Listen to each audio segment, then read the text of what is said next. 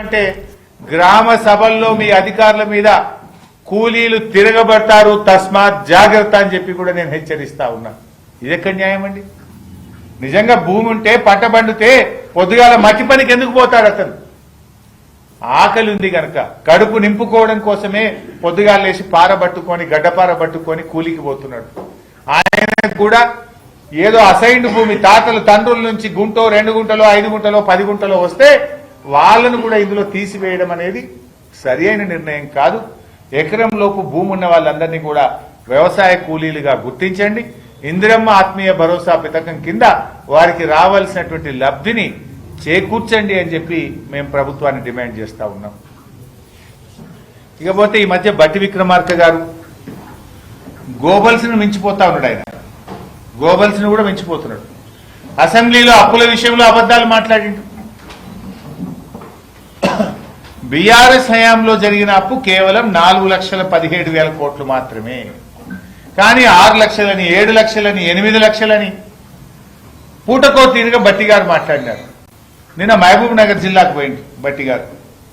నాగర్ కర్నూలులో నిన్న మాట్లాడుతూ అట బీఆర్ఎస్ హయాంలో ఒక్క ప్రాజెక్టు పూర్తి కాలేదట, 1 ఎకరానికి నీళ్లు ఇవ్వలేదని మాట్లాడతాడు.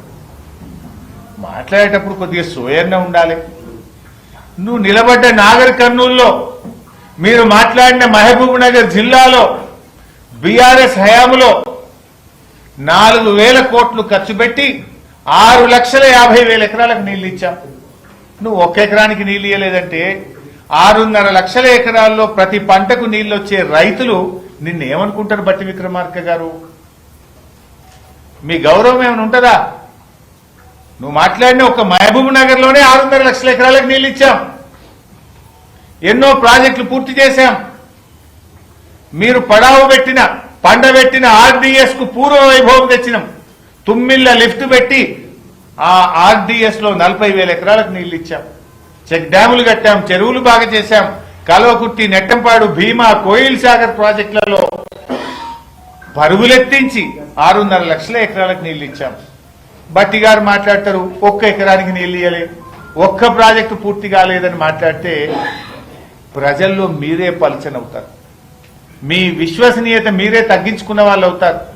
ప్రజల్లో గౌరవాన్ని కోల్పోతారు. సోయి తెచ్చుకొని మాట్లాడండి. కావాలంటే నేను బహిరంగ చర్చకు సిద్ధం. బట్టి గారు, 1 ప్రాజెక్టు పూర్తి కాలేదు, 1 ఎకరానికి నీళ్లు ఇవ్వలేదని నువ్వు అన్నావు కదా, ఎక్కడికి రమ్మంటావు? మధిరకు రమ్మంటావా? ఖమ్మంకు రమ్మంటావా? సెక్రటరేట్ కు రమ్మంటావా? మీ ప్రగతి భవన్ కు రమ్మంటావా? లేదు ఏ మీడియా ఆఫీస్ కు రమ్మంటావో చెప్పు, నేను వస్తా. 1 ఎకరానికి నీళ్లు ఇవ్వలేదని నువ్వు అన్నావు, 1 ప్రాజెక్టు పూర్తి చేయలేదు అన్నావు కదా. ఎన్ని ఎకరాలకు నీళ్లు ఇచ్చినామో, ఎన్ని ప్రాజెక్టులు పూర్తి చేసినామో లెక్కలతో సహా నేను వస్తా. మీరు సిద్ధమా అని నేను అడుగుతా ఉన్నా. ఒకవేళ తప్పైతే గౌరవంగా హుందాగా నేను తప్పు మాట్లాడినా, పొరపాటు మాట్లాడినా, నా పిఆర్ఓ తప్పు రాసిచ్చిండని చెప్పి క్షమాపణ చెప్పండి. కానీ ఇట్లా వేగ్గా అసెంబ్లీలో అబద్దాలే, బయట కూడా అబద్దాలు మాట్లాడితే ప్రజల్లో మీ విశ్వసనీయత పోతుంది, ప్రజలు మిమ్మల్ని నమ్మకుండా పోతారని చెప్పి బట్టి గారిని నేను కోరుకుంటూ సెలవు. Thank you.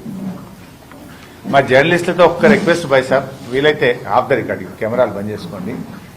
ఇది కొంచెం ఇంపార్టెంట్. ఏమైతుందంటే వ్యవసాయ కూలీలు పాపం చాలా మంది, మీకు ఐడియా కోసం చెప్తున్నా, 25 లక్షల